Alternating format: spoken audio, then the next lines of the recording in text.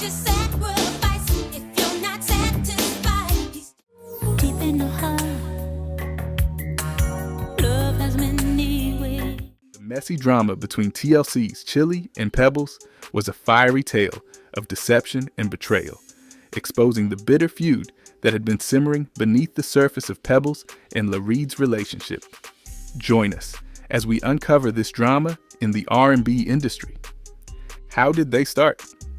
At the outset, La Reid joined the Ohio R&B band, the Prince's Band, on a temporary basis as part of a group that included his friend Kenneth Edmonds, who is now famously known as Babyface. This collaboration marked the beginning of a successful partnership that would lead to the establishment of LaFace Records. Despite the band's first success, it was during the production of La Reid's memoir, My Story, My Journey of Making Music, Finding Magic, and Searching for My Next, that he first met Pebbles. It was in this moment that La Reid was instantly captivated by Pebbles, setting the stage for a roller coaster ride that would accompany them throughout their musical journey. The story of La Reid and Pebbles is one of passion, ambition, and the relentless pursuit of musical excellence. It is a tale that showcases the highs and lows of their careers and personal lives, ultimately leaving a lasting impact on the music industry. L.A. Reid took the opportunity to clarify his intentions, emphasizing that he never meant to cause harm to anyone. Instead, he sought to use humor as a lens through which to examine his own past missteps. He shared anecdotes from his career, highlighting moments of failure and the resilience required to bounce back from them. These stories not only showcased his journey, but also served as a reminder that setbacks are often stepping stones to success. In an unexpected twist, Reid revealed a shared romantic interest between himself and his longtime collaborator, Babyface. Both men found themselves enamored with the same woman, adding a layer of personal intrigue to their professional relationship. This revelation set the stage for a deeper exploration of the dynamics within the music industry and the personal lives of those involved. The narrative took an even more fascinating turn when Reid disclosed that the album that ultimately launched Pebbles into the limelight was not originally meant for her. The hit single Girlfriend, a track that would become synonymous with Pebbles' success, was initially intended for Vanessa Williams. Reid recounted how he had made a verbal agreement with Williams, marked by a handshake, to deliver the song to her. This agreement underscored the competitive nature of the music business, where opportunities can shift unexpectedly.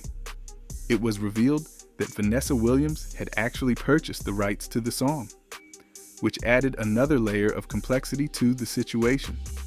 This twist not only highlighted the intricacies of music rights and ownership, but also illustrated how the paths of artists can intertwine in unforeseen ways. The song's journey from being promised to one artist to becoming a defining hit for another exemplifies the unpredictable nature of the music industry, where talent, timing, and a bit of luck can dramatically alter the course of a career. She was in the process of purchasing it, and you mentioned that there was no monetary exchange involved. Although no money changed hands, there was a handshake agreement that carried significant weight in the industry. This informal pact was built on trust and mutual respect, a common practice among artists and producers who often relied on verbal commitments rather than formal contracts. Upon their initial meeting, Pebbles listened intently as she sang the song, her voice resonating with emotion and authenticity. It didn't take long for them to conclude that this artist was the perfect fit for the role of Girlfriend, a concept that extended beyond mere romantic involvement. It was about embodying the essence of the song and the vision behind it. The chemistry was palpable, and Pebbles felt an immediate connection that suggested they could create something truly special together. After encountering Pebbles in the studio and witnessing her vocal performance firsthand, Kenny, the producer, was equally impressed. He declared that Pebbles was indeed the artist he had in mind for that particular song, a statement that carried a lot of weight given his reputation in the industry. However, Reid couldn't help but point out that they had already made an agreement with Vanessa, who had been counting on this collaboration. Kenny, however, was adamant, responding that the deal with Pebbles was more significant, hinting at the potential for greater success and visibility that could come from this new partnership. Once Pebbles heard the song, her determination to acquire it intensified. She was willing to go to great lengths to secure the record, even offering an impressive $18,000 in cash along with 2 of her luxury vehicles, a sleek Mercedes and a stylish Jaguar. This was no small offer. In total, it was clear that she was not just interested in the song. She was invested in the entire vision and wanted to ensure that it was executed perfectly. Given the circumstances, it is likely that she successfully obtained the song, along with Reid as part of the package. The collaboration promised to be a game changer, and Pebbles was determined to make it happen.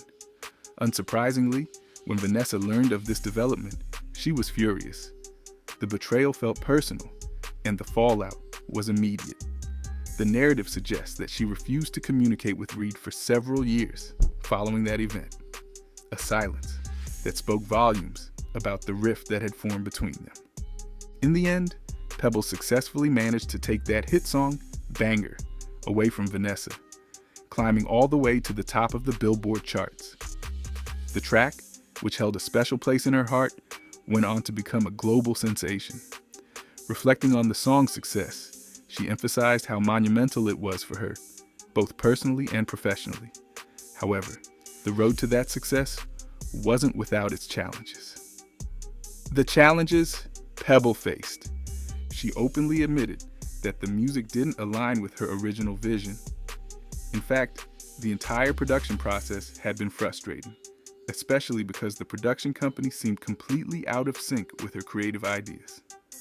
She disliked the final result so much that she secretly re-edited the song herself, even after it had been completed.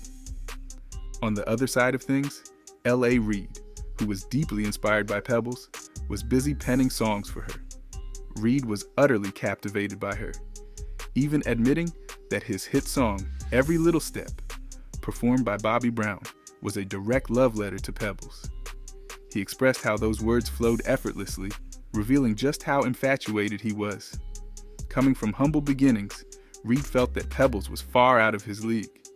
He often remarked on how she seemed like a woman of a higher status, unlike anyone he had ever been with. Yet, despite these insecurities, Reid soon found himself married to the woman of his dreams.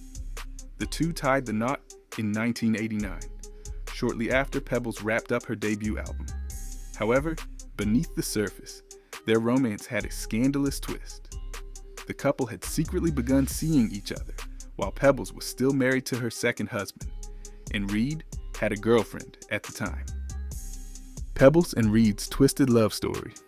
When asked about when she fell in love with L.A. Reid, Pebbles admitted that it happened during their time working together, although she tried to resist those feelings. She explained that falling for him complicated things, especially since they were working closely, and at the time, she was already with someone else. It wasn't a situation I necessarily needed to be in, she confessed. Still, despite her efforts to keep their relationship professional, they became close friends, discovering how much they had in common, and spent a significant amount of time together due to their work. When pressed about whether she knew that L.A. Reid would one day be her husband, she said she had no idea at the time. The situation grew even more intense when Reid recounted a particular day that stood out in his memory.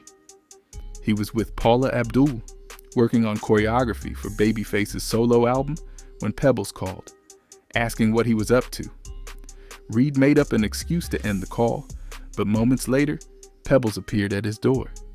Without saying much, she walked straight into his kitchen, picked up a broom, and started smashing all of his glass furniture, a dramatic expression of her emotions.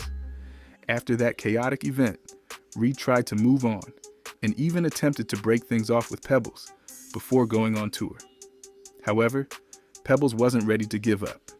She took matters into her own hands, leaving her husband, renting an apartment in the same building as Reid, and going as far as packing up the belongings of his girlfriend at the time.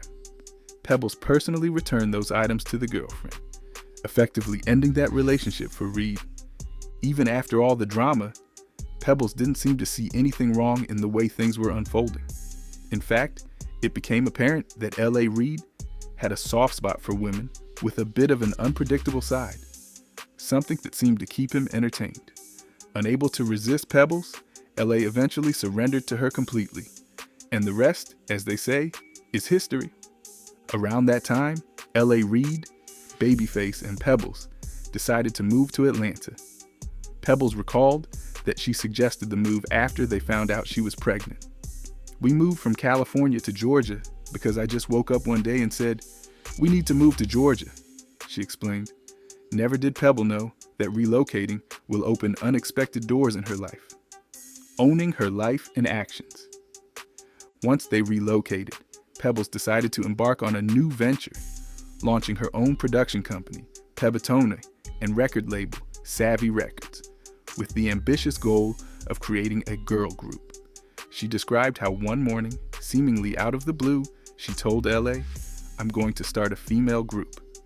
Reid, somewhat surprised, reminded her that she had her own music to focus on, but Pebbles was undeterred. She confidently declared that the group would be huge, much like other bold proclamations she made in the past. She even shared her idea with Brenda and Lionel Richie, who were staying with them at the time. While they seemed amused by her determination, Pebbles was already in full swing, calling her friends and spreading the word. Pebbles went about her search for talent in her own unique way, asking anyone she felt led to, whether it was the person doing her nails or a department store clerk. She even asked her hairstylist if they knew any talented young women. It was during one such hairstylist appointment that she was introduced to Tion T-Boz Watkins, who was working as a shampoo girl. Pebbles recalls that Marie Davis, her hairstylist at the time, mentioned T-Boz's talent after Pebbles inquired if anyone in the salon knew how to sing. Without hesitation, Pebbles decided to check her out, knowing she had to scout everyone in her search for the perfect group. T-Boz, it turned out, was connected to Lisa Left Eye Lopes through another group they were part of called Second Nature. And just like that, the pieces began to fall into place as Pebbles started forming what would eventually become TLC. Pebbles took the reins in naming, styling, and assembling the perfect team of producers, songwriters, and video directors for what would soon become one of the most iconic girl groups in music history, the R&B hip-hop trio known as TLC. Composed of T-Boz, Left Eye, and Chilli, the group was signed to Pebbles' production company, as well as her husband L.A. Reid's, and Babyface's record label, LaFace Records. Pebbles and TLC downfall. Things were going incredibly well for everyone involved at the time, with TLC rapidly rising to fame. However, Pebbles had no idea that the very group she had worked so hard to build would eventually contribute to the unraveling of her own personal life. Drama first began to surface as rumors spread that Pebbles was exploiting TLC for personal gain, leading them down a path of financial ruin. Whispers grew louder, accusing her of mismanaging the group's earnings and contributing to their bankruptcy. In one shocking revelation, TLC themselves confirmed how they could sell 10 million albums, yet still end up broke. First of all, we sold 10 million albums, so how can we be broke? They questioned. They didn't provide all the details at the time, but made it clear that behind the scenes, there were greedy people manipulating their finances. Fast forward to 2013, when VH1 aired the biopic Crazy, Sexy, Cool, the TLC story, which chronicled the rise and struggles of the group. In the film, TLC revealed all the gritty details about their finances, shining a light on the mismanagement they had endured. The girls held nothing back, sharing how they were cheated out of millions. The airing of the biopic set off a firestorm, and Pebbles found herself at the center of it all, with TLC standing firm in their truth as strong, unapologetic women who refused to stay silent. During an interview, Pebbles addressed the accusations made against her, holding up an expensive boot as a symbol of her generosity, stating, "I don't do $25 on things. I'm a very generous person." She called the claims that she exploited TLC a huge lie. When asked why she hadn't spoken up earlier, Pebbles explained that she was bound by confidentiality agreements and legal restrictions, which limited what she could reveal. According to Pebbles, the portrayal of her in the Crazy Sexy Cool biopic was inaccurate. She denied personally handling TLC's contract negotiations and refuted claims that the group was only paid $25 a week in the beginning. She also firmly rejected the allegation that she had kicked Chilli out of the group. Pebbles clarified that it was T-Boz and Left Eye who didn't want Chilli in the group due to her romantic involvement with producer Dallas Austin. The other girls were uncomfortable with her fraternizing with the help and had pushed for her removal because of that.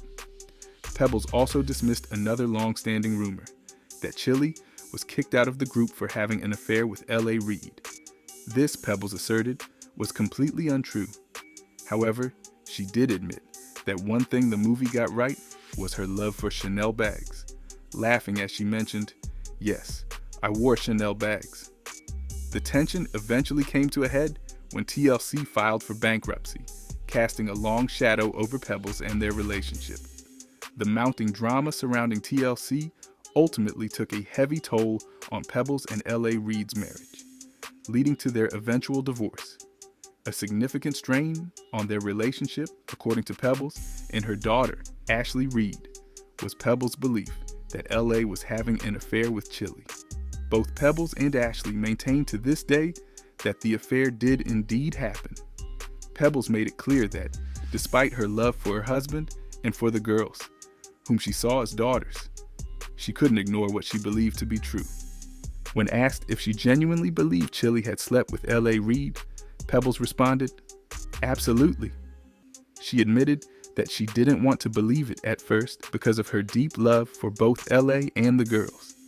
She explained that while she had her reasons for believing the affair happened, she wasn't willing to share all the details publicly, hinting that some things she saw contributed to her certainty. But the truth went deeper than what she was prepared to discuss. Following the fallout, Pebbles sued LaFace Records for $10 million, claiming they had attempted to lure TLC away from her production company. In addition, she filed a $40 million defamation lawsuit against Viacom over their biopic, Crazy Sexy Cool. The TLC story, stating that the way she was portrayed was both false and damaging to her reputation. By 2018, the case was settled out of court, with the terms remaining confidential, so no further details emerged from the legal battle. Despite all the turmoil surrounding TLC, Pebbles managed to remain focused on her music career. In 1995, she released her third album, Straight From My Heart. Unfortunately, it didn't achieve the same level of success as her previous two albums. Just a couple of years later, Pebbles underwent a profound personal transformation, finding God and embracing a spiritual path. Do you think it's possible for her to change her life pattern? Pebbles, New Path to Life. Reflecting on her new direction, Pebbles stated, "I am just as much a minister as I am a developer and performer, and I believe my higher calling is to use all of my gifts to cultivate people, not just outwardly, but inwardly as well, toward their dreams." She believed her talents would now serve as a vehicle to touch more lives. In line with her spiritual awakening, she took on the name Sister Perry and founded the Women of God, Changing Lives Through Christ Ministries. Pebbles described how God revealed her purpose, stating, "The Lord spoke to me and said, 'This is what you were born for.' He has given me my divine purpose, and no matter what you've been told, Jesus is definitely Lord." Alongside her spiritual journey, Pebbles married for the fourth time, tying the knot with former Major League Baseball player Otis Nixon. However, even in her personal life, things remained challenging. After 4 years, the couple ended their marriage, marking yet another heartbreak in her series of chaotic relationships. After a 13-year hiatus from the music scene, Pebbles made her return in 2008 with the release of her fourth studio album and first gospel project, Prophetic Flows Volumes 1 and 2. Her new direction reflected her deepened faith, and these days, her primary focus is on her spiritual journey. When asked about performing R&B again, Pebbles responded, "I've been a minister for years now, but this is an assignment for me as well. I haven't been putting out gospel records, but I've been worshiping and sharing his message with others." In 2012, Pebbles decided to give marriage another try, and as they say, the fifth time's the charm. She's been happily married for over a decade now. Meanwhile, her ex-husband, L.A. Reid, has become one of the biggest names in the music industry, credited with discovering and developing top talents like Usher, Pink, and Avril Lavigne. Reid fondly recalls those career-defining moments, like the auditions that introduced him to these now legendary artists. Whether Pebbles and L.A. Reid occasionally reminisce about the old days over a glass of champagne at Hollywood events or prefer to keep their distance remains a mystery. Their shared history is complex, but both have moved on to successful ventures in their respective paths. An overview about TLC's beginning. In 1990, the seeds of what would become one of the most iconic girl groups in music history were sown in Atlanta, Georgia. Atlanta-based record producer Ian Burke and one of his teenage clients, Crystal Jones, envisioned a groundbreaking girl group that would showcase a unique, tomboyish, hip-hop image. This concept was inspired by the contemporary R&B and hip-hop blend popularized by the new Jack Swing act Belle Biv DeVoe, which was making waves in the music industry at the time. Recognizing the potential for a group that would resonate with audiences, Jones put out a call for 2 additional members to join her in this exciting new venture. The response came from Tion Watkins, who had moved to Atlanta from Des Moines, Iowa, at a young age with her family. Tion brought with her a wealth of musical talent and a passion for performing. The other recruit was Lisa Lopes, a talented rapper who had recently made the bold decision to relocate to Atlanta from Philadelphia, arriving in the city with little more than a small keyboard and $750 to her name. With the trio now complete, Crystal Jones, Tion Watkins, and Lisa Lopes formed a group initially known as Second Nature. This name reflected their commitment to creating a fresh, authentic sound that set them apart from other female groups of the era. The newly formed group began working diligently with established producer Jermaine Dupri to craft demo tapes that would showcase their distinctive style and musical abilities. As they honed their sound and developed their identity, the members of Second Nature were not just focused on creating music. They were also breaking down barriers and challenging stereotypes associated with female performers in the music industry. Their dedication and unique blend of hip-hop and R&B laid the groundwork for what would soon evolve into a groundbreaking legacy, ultimately paving the way for their future success as TLC. Through a fortuitous connection at the hair salon where Tion Watkins worked, the members of the girl group Second Nature were able to arrange an audition with the renowned singer Pebbles La Reid. Pebbles, who had recently embarked on her own journey in the music industry by founding her management and production company Pebetone, was on the lookout for fresh talent to nurture and develop. Upon meeting the trio, Pebbles was impressed by their charisma, talent, and potential. Recognizing the need for a name that encapsulated their individuality, she decided to rename the group TLC, which stood for the initials of the 3 members, Tion, Lisa Lopes, and Crystal Jones. This new name would soon become synonymous with a groundbreaking approach to music and image in the industry. Taking the next crucial step, Pebbles arranged an audition for TLC with LaFace Records, a local label co-founded by the legendary producer Kenneth Bobbyface Edmondson Pebbles, then husband Antonio L.A. Reid. LaFace Records was known for its commitment to high-quality music production and had already established a reputation for launching successful acts. The opportunity to audition for such an esteemed label was a pivotal moment for TLC, as they sought to transition from aspiring artists to professional musicians ready to make their mark on the world. Antonio L.A. Reid recognized the potential in both Tion Watkins and Lisa Lopes as standout performers, but he felt that Crystal Jones did not quite fit the vision he had for the group. As tensions began to rise, things took a turn for Jones when Pebbles Reid, the group's manager, denied the trio the chance to take home the contracts that Pebbles had drafted for them. This decision was pivotal. Jones was understandably apprehensive about signing any agreement without having it reviewed by trusted advisors or possibly a lawyer, fearing the implications of committing to something without proper scrutiny. In the midst of these negotiations, differing perspectives emerged regarding the dynamics within the group. Crystal Jones later recounted that her position became increasingly precarious after Pebbles' refusal. On the other hand, Tian Watkins, in her recollection of events, stated that both she and Lisa Lopes eventually approached Jones, expressing that they felt it was best for the group if she left before the initial contracts were finalized. This discrepancy in accounts highlighted the internal conflicts that were brewing within TLC, setting the stage for significant changes in the group's lineup and dynamics as they sought to establish themselves in the competitive music industry. On February 28, 1991, Tian Watkins and Lisa Lopes signed production, management, and publishing deals with Pebbles, with Pebbles La Reid stepping in as their general manager. With the departure of Crystal Jones, the remaining duo began the search for a new member to complete the group.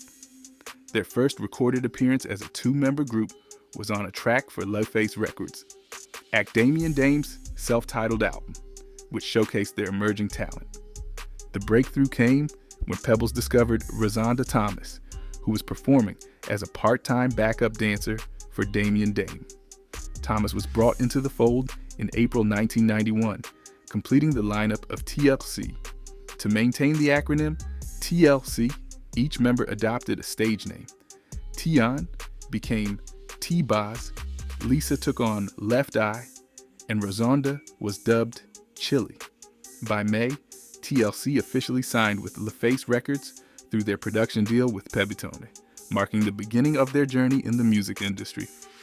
Their records were set to be distributed by Arista Records, BMG, positioning them for greater exposure. Almost immediately, the trio entered the studio with a powerhouse team of producers, including L.A. Reid, Babyface, Dallas Austin, Jermaine Dupri, and Marley Marl, to work on their debut album. Their official debut as a trio occurred when they provided backing vocals on Rebel with a Cause, a track featured on Jermaine Jackson's album You Said, released in 1991. This album took them to the next level of their lives. TLC's legacy. Vibe magazine once noted that no all-black female R&B group had managed to replicate the chemistry, cultural resonance, or commercial impact of TLC, calling Crazy Sexy Cool the blueprint for female ensembles to follow. The Philippine Daily Inquirer echoed this sentiment, hailing TLC as the most influential female group the world has ever seen. TLC stands out as the best-selling American girl group since the Supremes, boasting an impressive 65 million records sold globally. The Recording Industry Association of America recognizes TLC with 23 million certified album sales. Notably, TLC and the Chicks are the only two female ensembles to have received the RIAA Diamond Award, which signifies sales of 10 million copies. According to Billboard, TLC ranks as the second or most successful girl group on the charts, trailing only the Supremes. This remarkable achievement underscores TLC's enduring influence and legacy in the music industry. Now, let's unfold the border part of Chilli's case. Chilli's current lifestyle and her role in TLC. Chilli's audition marked a pivotal moment for TLC, as she not only brought her talent, but also a unique presence that complemented the existing dynamic of the group. Her transition into TLC was seamless. She quickly formed a strong bond with T-Boz and Left Eye, becoming an integral part of the trio that would eventually change the face of female R&B groups. Despite her initial role as the newest member, Chilli soon took on a maternal role within the group, often acting as a stabilizing force during tumultuous times. The documentary TLC Forever explores this evolution, highlighting how Chilli's nurturing nature helped to navigate the challenges they faced as a groundbreaking girl group in the music industry. The group, now redefined with Chilli's addition, began working on their debut album, with producers like Dallas Austin and Jermaine Dupri shaping their sound. As they began to establish themselves, they crafted a distinctive blend of R&B and hip-hop that resonated with audiences, allowing them to break through the barriers that often restricted female artists at the time. With hits like Ain't Too Proud to Beg and What About Your Friends, TLC quickly garnered attention and acclaim, marking their place in music history. Their impact was not just in their music, but also in their image and messages, addressing themes of empowerment, love, and self-respect. As they gained fame, the dynamics within the group continued to evolve. Chilli's relationship with her bandmates, particularly T-Boz and Left Eye, showcased the complexities of friendship in the spotlight. Their shared experiences of success, personal struggles, and the pressures of fame often tested their bond, but their collective commitment to their music and message kept them grounded. Chilli's journey with TLC serves as a proof to resilience and the power of sisterhood, illustrating how the group's legacy continues to influence new generations of artists. As they prepare to celebrate their history through the documentary, Chilli reflects on her role not just as a performer, but as a leader and caretaker, embodying the essence of what TLC represents: strength, unity, and authenticity. Chilli's experiences during the early years of TLC reveal the complexities of navigating fame, relationships, and financial struggles. Initially, Tion and Lisa received more recognition, which left Chilli feeling overshadowed. However, her relationship with Dallas Austin brought her into the spotlight, complicating her position within the group. Despite the potential risks, including rumors of her being replaced, Chilli's bond with her bandmates proved strong enough to withstand management's pressures. Their massive success with the album Crazy Sexy Cool was bittersweet. While the album catapulted them to international stardom and included iconic hits like Waterfalls and No Scrubs, the financial realities were grim.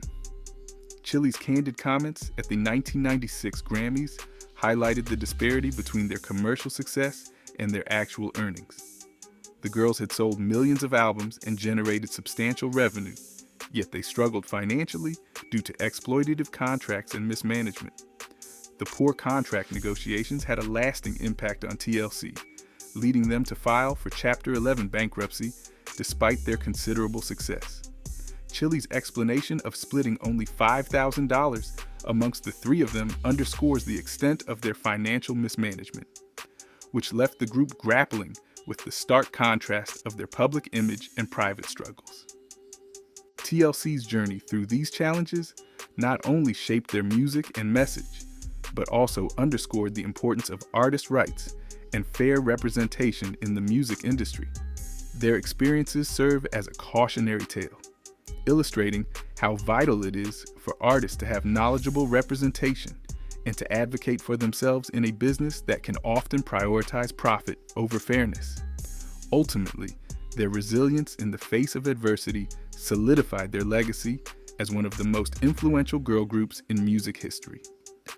The chaotic journey of TLC illustrates the complexities of fame, personal struggles, and the deep bonds formed in the face of adversity. After their financial troubles, the group's determination to secure a fairer contract led to a pivotal moment with Arista Records. Holding Clive Davis accountable highlighted their resolve to reclaim their power and ensure their voices were heard in a system that had previously exploited them. Despite the legal battles, the experiences only strengthened their sisterhood. However, personal conflicts persisted, particularly surrounding Lisa Lopez's infamous incident of burning down Andre Rison's house. Chilli's reaction reflects the mix of frustration and concern within the group, showcasing how their dynamic was tested even amid external pressures. Lopez's untimely death in a car crash at just 30 years old left an indelible mark on Chilli and T-Boz. Chilli's reflections on Lopez's vibrant personality and the potential for her continued presence in the media revealed the deep loss they felt. Her belief That Lopes would have thrived in today's social media landscape speaks to the late artist's larger-than-life persona and her belief that any attention, positive or negative, was still valuable. Following Lopes' passing, Chilli and T-Boz made a conscious decision not to replace her. Their commitment to preserving the integrity of TLC reflects their understanding of the profound bond they shared, which only deepened after the tragedy. Chilli's significant declaration, "We've already lost one sister. We have to grow old together," encapsulates the essence of their relationship. The two women's enduring connection is a proof to their resilience and the familial ties they forged through shared experiences, both good and bad. If you enjoyed this video, like and subscribe, and also click the next video shown on your screen.